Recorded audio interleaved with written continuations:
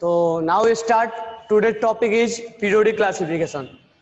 This one is your first topic of 11th class. Periodic classification. Okay now? And in this topic, it contains first periodic law. And in periodic law, we'll learn about the Verner's law of trades, Newland's octave, Lothar-Meyer, Mendeleev, and modern periodic classification. After that, we teach periodicity. That means periodic properties. This one is atomic radius. Atomic radius. Ionization enthalpy. Third one is electron gain enthalpy. Fourth one is electronegativity. And fifth one is electropositive. And third point is reducing agent, oxidizing agent. And fourth one is acidic character. And sixth one is oxidation state. Okay. So in that periodic classification, that topic will be covered. Okay.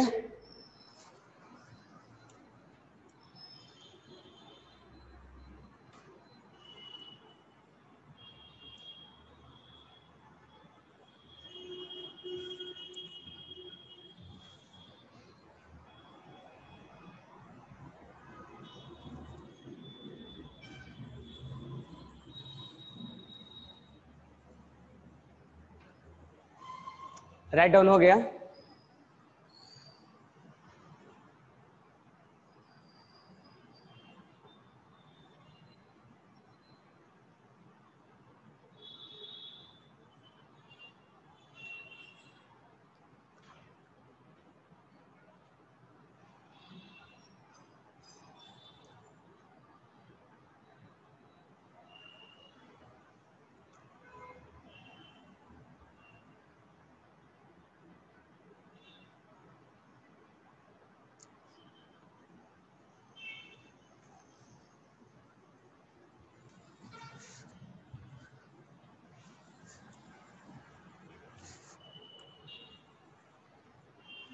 तो एक periodic classification में हम इतने topic cover करेंगे.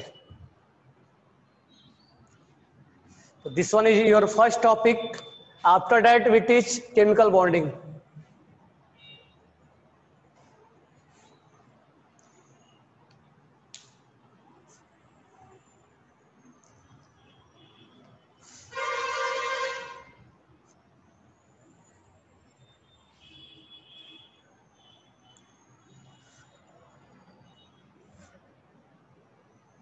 Okay. और अब कर दूं?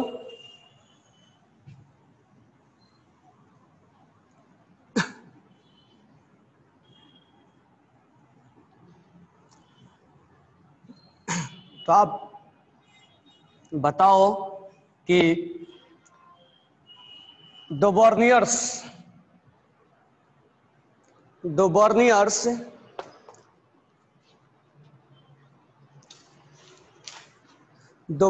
जो है, दो बर्नियर्स लॉ ऑफ ट्रेड्स क्या है और आपको याद है या नहीं है? दो बर्नियर्स लॉ ऑफ ट्रेड्स में कौन कौन सेट बनाया जाता है? दो बर्नियर्स ने क्या बोला था? पहले मेरे को ये बताओ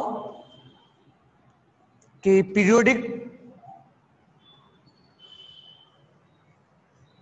पीरियोडिक क्लासिफिकेशन एलिमेंट का पीरियोडिक टेबल क्यों बनाना जरूरी है? Why we need to make a periodic table?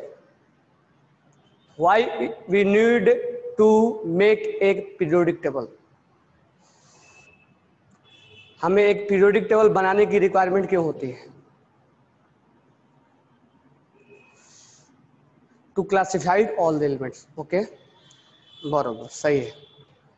तो मुझे बताओ, डोबर्नियस ट्रेड जो पहला साइंटिस्ट ने ट्राई किया था किसमें कन्वर्ट बनाने के लिए? एलिमेंट को एक ग्रुप में रखने के लिए कोशिश किया था. मतलब एक जिसका प्रॉपर्टीज मैच करता है. डोवर्नियस लॉ ऑफ ट्रेड्स। अच्छा ये बताओ मेरे को, अभी तक कितने एलिमेंट्स का सर्च हो चुका है? अभी तक कितने एलिमेंट का सर्च हो चुका है? अभी तक कितने एलिमेंट का सर्च हो चुका है? 118। तो लिख लो, ये अभी हेडिंग मत लिखना, अभी नॉर्मली हेडिंग लिखो, मतलब ऐसे लिखो, at the present time 114 elements are known, sorry 118। At the present time, at the present time 118 elements are known.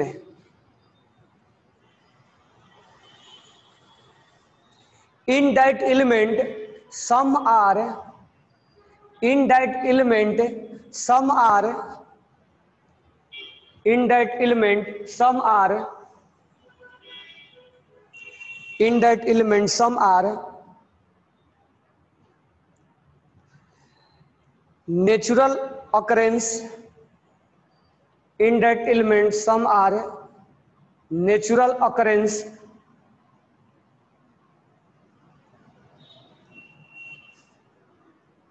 In that element, some are natural occurrence and some are synthetic, man-made. Volume में 114 दे रखा है, वो updated नहीं है, 118 होता है। Some are natural occurrence and some are synthetic.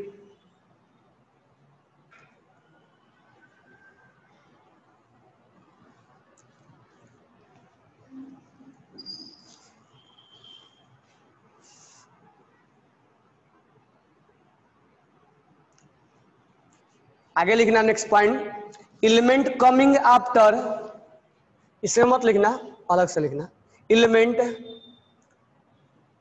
Element coming after, element coming after 92 atomic number,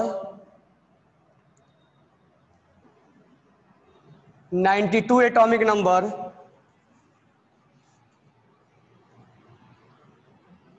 are known as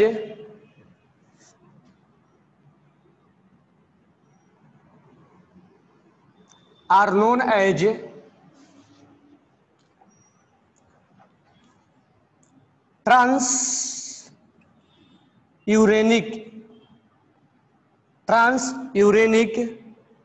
elements, transuranic element और synthetic element, man made और synthetic element। एक्टेनाइट सीरीज में, ये actinide series में बात हो रहा है। Synthetic element, they are radio active, they are radio active, they are radio active. यानी कि पीरियोडिक टेबल में जो एटॉमिक नंबर 92 के बाद आते हैं वो मैन मेड होता है, सिंथेटिक होता है, लैब में बनाया होता है, उसको ट्रांस यूरेनिक एलिमेंट के नाम से हम जानते हैं, और वो क्या होता है? रेडियो एक्टिव होता है। They are radio active, they are radio active.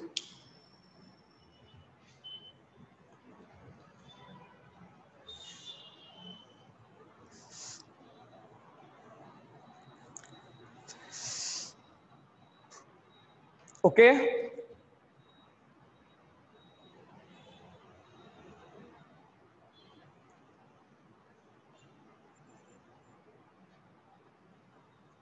चलो अब हम हेडिंग डालो, Dobereiner's law of triads, Dobereiner's law of triads,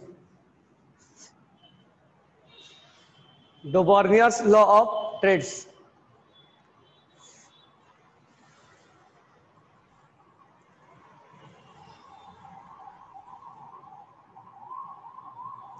Dobereiner's law of triads. अब देखो, जब डोबर्नियस ने एलिमेंट को डिवाइड करने की कोशिश किया तो उस समय ज्यादा एलिमेंट का सर्च नहीं हुआ था। तो पहला पॉइंट हम लिखेंगे, डोबर्नियस बिटवीन डोबर्नियर्स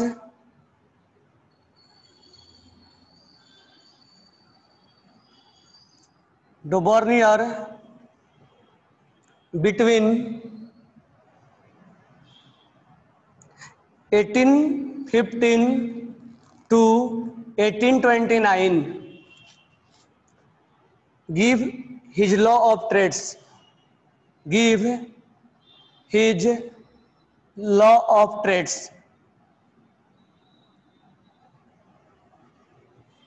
यानी 1815 से लेके 1820 तक अपना लॉ दिया था।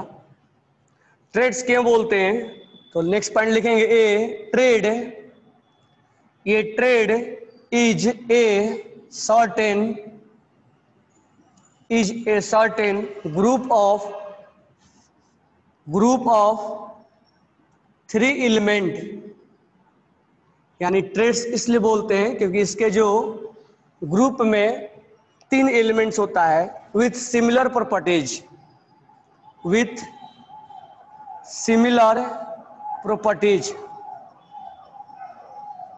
इसके ग्रुप में 3 एलिमेंट्स का इसने एक ग्रुप बनाया था। और इसका प्रिंसिपल क्या था, according to him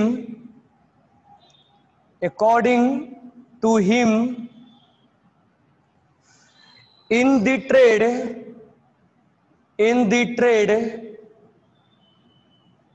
according to him in the trade the atomic number of middle atom the atomic number of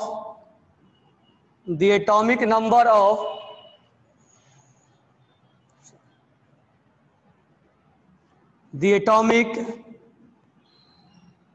weight बोलो या मास, नंबर नको, the atomic mass या atomic weight of middle element will be equal to average mass of other 2 element, other 2 element।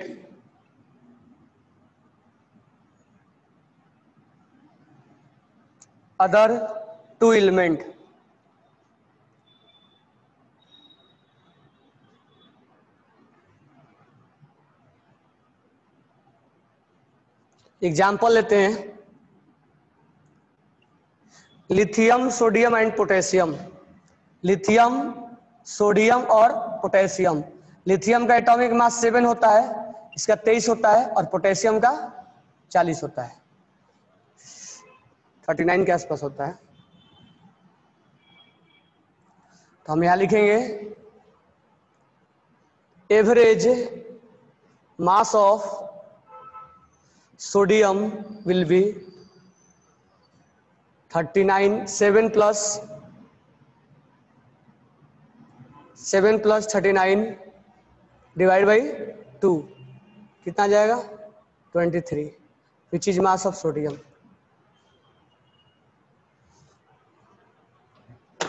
ध्यान से सुनो तब लिखना। डोबर्नियर्स ने सबसे पहले 1815 से लेके 1822 तक अपने एलिमेंट्स को ग्रुप में रखना स्टार्ट किया, ठीक है। अब उसने क्या किया, उस समय बहुत एलिमेंट का सर्च नहीं हुआ था। जब ये डोबर्नियस का टाइम था उस समय बहुत ज्यादा एलिमेंट का सर्च नहीं हुआ था। अभी के टाइम 118 है, उस समय नहीं था। तो अब ऐसा हुआ कि जैसे जैसे एलिमेंट का सर्च हो रहा था तो उनका हमें प्रॉपर्टीज जानना रिक्वायर्ड हो गया कि इसका प्रॉपर्टीज क्या है। अच्छा, प्रॉपर्टीज जानना है तो हर एलिमेंट का पर्टिकुलर 2 या 4 हो तो हम जान भी पाए। अगर 20, 25, 30 है तो हम प्रॉपर्टीज जानना थोड़ा डिफिकल्ट हो जाता है। तो डोबर्नियस ने क्या सोचा कि हम एक ऐसा रूल बनाते हैं जो इन्वेंशन करके मालूम चलता है कि इस एटम का प्रॉपर्टीज इक्वल होता है। तो डोबर्नियस ने एक अपना प्रिंसिपल बनाया, एक रूल बनाया कि हम एक ऐसा ग्रुप का फॉर्मेशन करते हैं जिसमें हम उस ग्रुप को एक साथ रखेंगे जिस ग्रुप में तीनों का प्रॉपर्टीज एक जैसा मैच करेगा।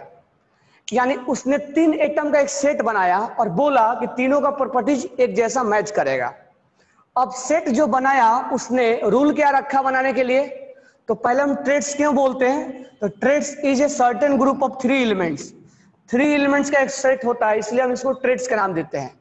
अच्छा, जो प्रिंसिपल था डोबर्नियस का वो किसके अकॉर्डिंग बनाया? तो ट्रेड्स ऑफ एटॉमिक वेट, जो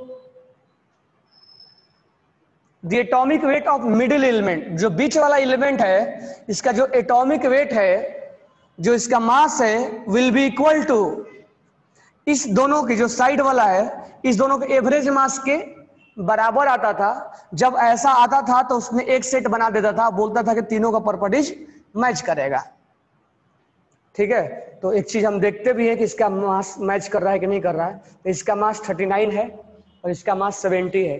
अगर हम एवरेज ले तो 23 आता है, तो 23 आ गया।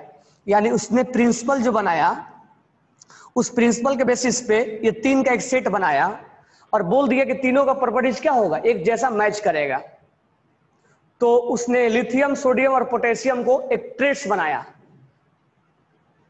ठीक है, तो ट्रेड्स किस बेसिस पे बनाता था? तो ट्रेड्स का उसका बेसिक प्रिंसिपल क्या था? तो बेसिक प्रिंसिपल ये था कि मिडिल वाला का जो एटॉमिक मास है साइड वाला के एटॉमिक मास के एवरेज के बराबर होता था। जो जो उसको ऐसा मिलता था वो ऐसा रख देता था और बोलता था कि देखो इसका प्रॉपर्टीज मैच करेगा, और मैच करता भी था। लेकिन जैसे जैसे और एलिमेंट का सर्च होता चला गया ये जो है रूल फेल होता चला गया। ठीक है, तो अभी के टाइम में आपको ये जो ट्रेड्स है वो पूछा जाता है। एक दो और हम ट्रेड्स लिखते हैं, क्लोरीन, ब्रोमीन और आयोडीन। और आज के टाइम अगर हम देखें तो लिथियम, सोडियम, पोटेशियम ये अल्कली मेटल के पार्ट हैं और आज के टाइम हम तीनों एक ही ग्रुप में रखा जाता है।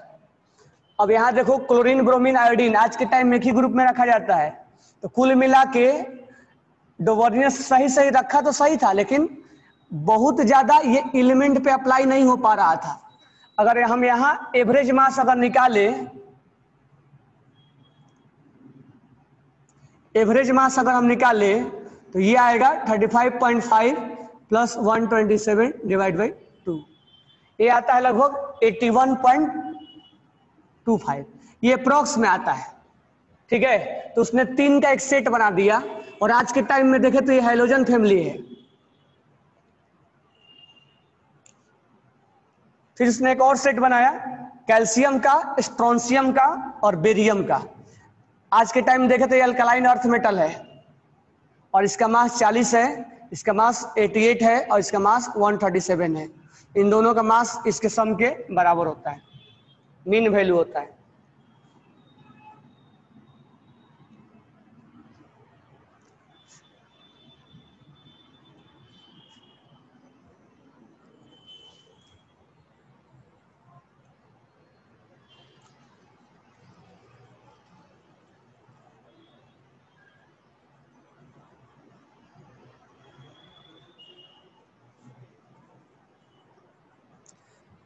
ठीक है, लेकिन पॉइंट नंबर 4 में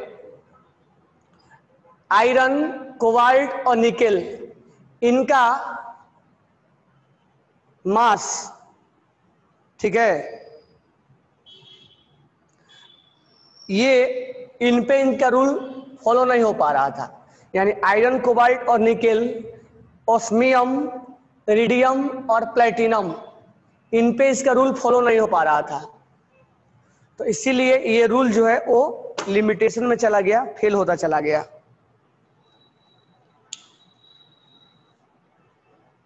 इसीलिए रूल फेल होता चला गया। ओके ना? तो ये आप 10th में पढ़ के आते भी हो, कोई हम इसमें ज़्यादा डिटेल में अब नहीं जाएंगे क्योंकि ज़्यादा इसमें क्वेश्चन तो पूछता नहीं है। बस हम एक पीरियोडिक क्लासिफिकेशन के लिए यहाँ पर, अब 10th तो है नहीं कि हमें लिखना है, ठीक है, तो कंपटीशन के लिए ज़्यादा इसमें क्वेश्चन क्या आएगा, आपको सेट याद रखना पड़ेगा कि ये जो सेट है वो किसका किसका है। तो कंपटीशन के लिए आपको सेट याद रखना पड़ेगा। किस पे फॉलो नहीं होता है वो भी आपको याद रखना पड़ेगा। बाकी लिखने के लिए इसमें इतना ज्यादा ये नहीं आएगा क्योंकि ये 10th क्लास ओवर में रहता है, तो हम इससे ज्यादा डिटेल में जा भी नहीं रहे। ठीक है,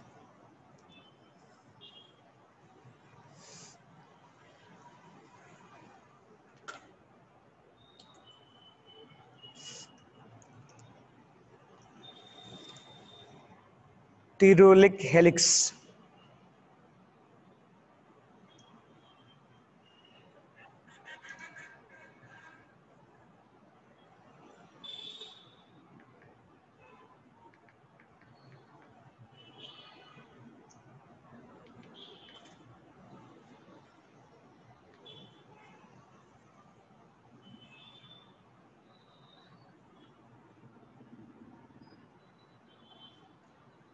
चलो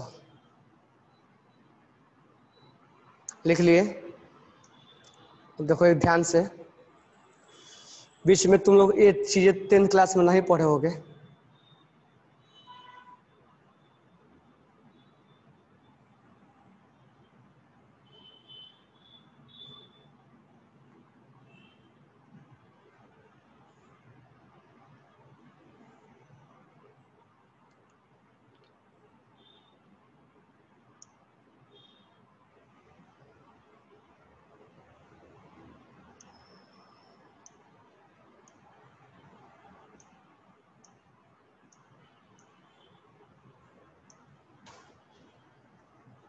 चलो सारे स्क्रीनशॉट लोगे जब मैं बोलूंगा तब, अभी मत लेना।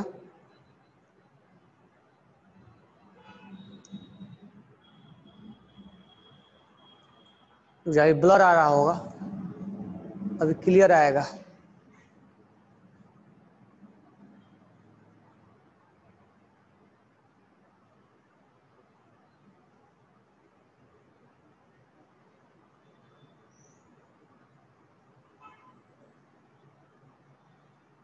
लो स्क्रीनशॉट।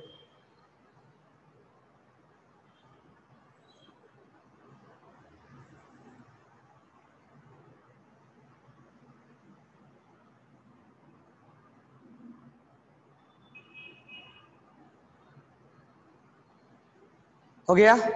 अब देखो, डोबर्नियर्स के बाद तुम लोग 10th में न्यूलैंड पढ़ते हो ना। एक और भी आता है इसमें, टेरोलिक हेलिक्स में आता है। ठीक है, तो एक और भी बनाया गया है, तो मैं उतना उसको बना नहीं पाऊंगा, इसलिए मैं आपको इमेज दिखा दिया। उसको टेरोलिक हेलिक्स बोलते हैं। तो थोड़ा सा बस बता दे रहा हूं। उसने इस टाइप से बनाया था, यानी एलिमेंट को ऐसे अरेंज किया था जैसे मैंने अभी आपको दिखाया था। इसमें लिखना सेकंड वाला,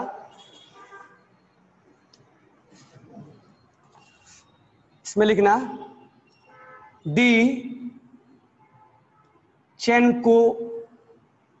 चेनकोरोटियस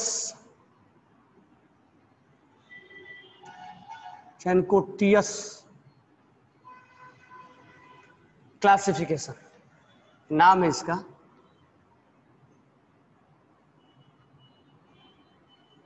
तो इसने टेरोलिक हेलिक्स बनाया था, वैसे राउंड टाइप का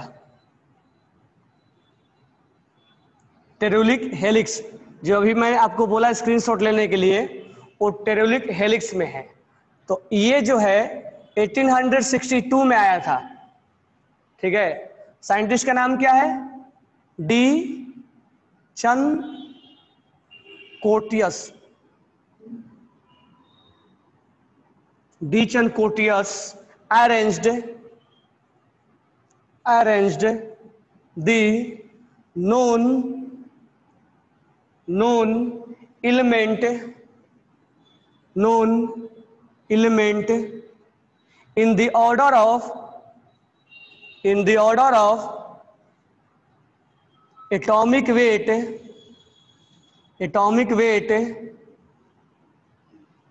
and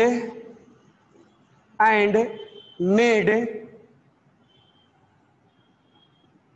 cylindrical table of element table of elements to display the periodic reoccurrence the properties, the periodic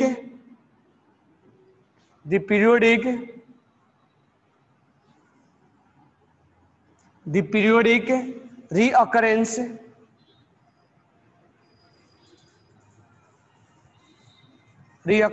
properties.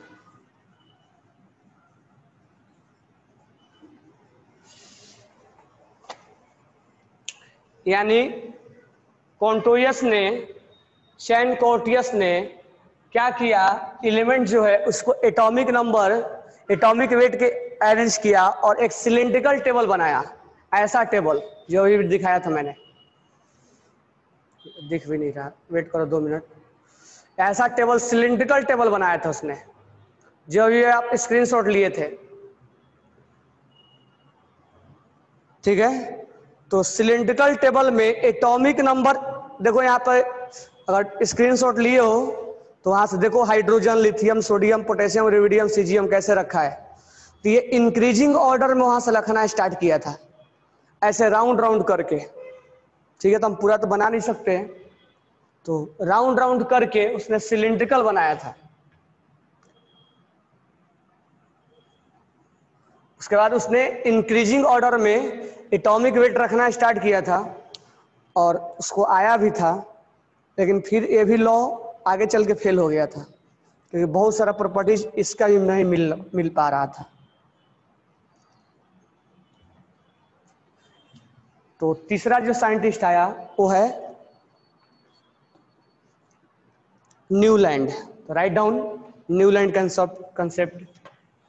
तो न्यूलैंड में आप पढ़े होंगे, न्यूलैंड में क्या होता है, ऑक्टेव है, सारेगामा। न्यूलैंड 10th में पढ़ते ना। तो तीसरा जो कंसेप्ट है न्यूलैंड का,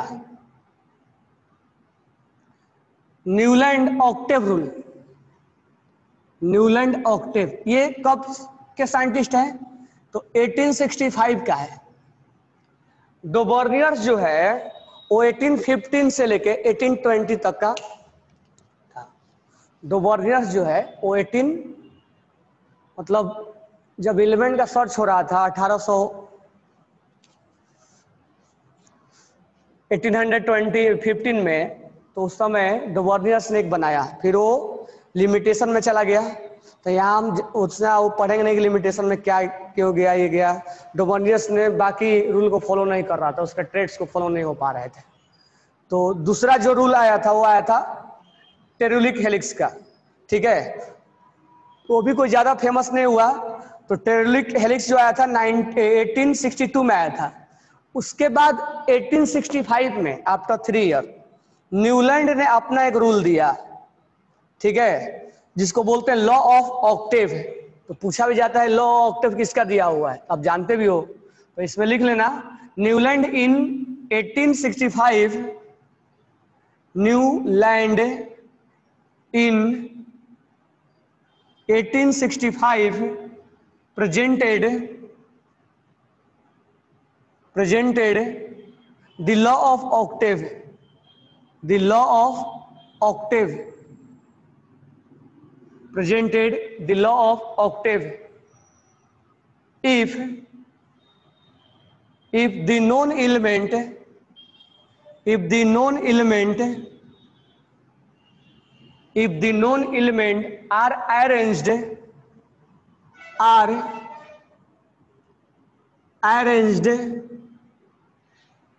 in their arranged in the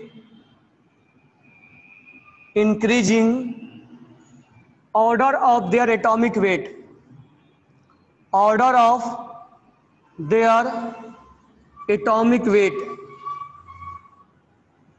atomic weight। ठीक है, और उसने क्या ऑब्जर्व किया, when earth element had properties, when earth element had properties,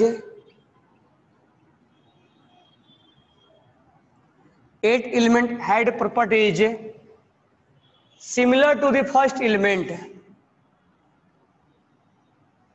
similar to the first element, similar to the first element। यानी जब उसने इंक्रीजिंग ऑर्डर में एटॉमिक एलिमेंट्स को रखना स्टार्ट किया तो जो 8वां एलिमेंट था, 8th एलिमेंट, जैसे lithium, beryllium, boron, carbon, nitrogen, oxygen, अभी इस समय इनर्ट गैस का इंट्रोड्यूस नहीं हुआ था। इनर्ट गैस बाद में रामसे ने इंट्रोड्यूस किया था मेंडलीव के टाइम में। इस टाइम में इनर्ट गैस को नहीं रखा गया था इसमें। जब मेंडलीव सर्च कर रहा था उस समय रामसे ने इंट्रोड्यूस किया था इनर्ट गैस को। तो ऑक्सीजन, फ्लोरीन, उसके बाद 8वां एलिमेंट जो सोडियम है, यानी 1 2 3 4 5 6 7, 8th element is sodium which properties is match to first, और इसका प्रॉपर्टीज 8वें एलिमेंट से 1 2 3 4 5 6 7, 8th एलिमेंट कौन है? Mg, और इसका 8वां एलिमेंट 1 2 3 4 5 6 7 8। तो इस तरह से उसने एक ग्रुप बनाया और ये इतना तक वो सही रहा। आज के टाइम में अगर हम सोचे तो क्या सही बनाया था कि नहीं बनाया था? हालांकि ग्रुप पीरियड अभी इसने नहीं बताया था, ग्रुप पीरियड मेंडलीव ने बताया था। ग्रुप पीरियड न्यूलैंड का दिया हुआ नहीं है, इसको ऑक्टेव रूल बोलते हैं। 8वां एलिमेंट, इसका 8वां एलिमेंट, इसका 8वां एलिमेंट, इसका, लेकिन ये रूल आगे चल के फेल इसलिए हो गया, लिमिटेशन में आ गया, क्योंकि जैसे जैसे एलिमेंट और सर्च होने लग गया, जब डी ब्लॉक एलिमेंट सर्च होने लग गया तो ये रूल को फॉलो ही नहीं कर पा रहा था।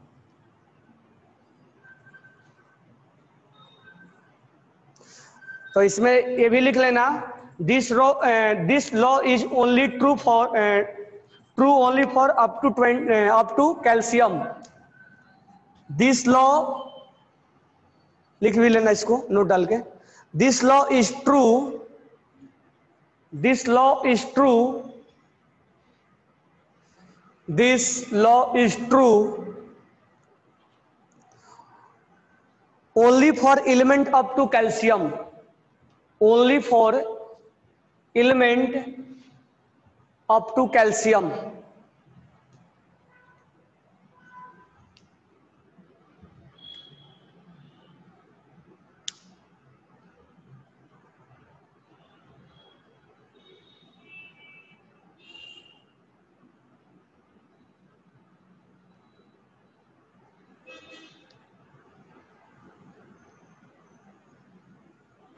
हो गया? ओके।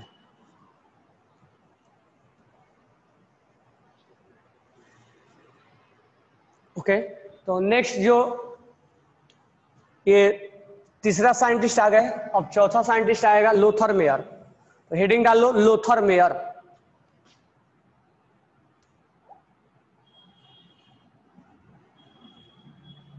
Lothar Meyer.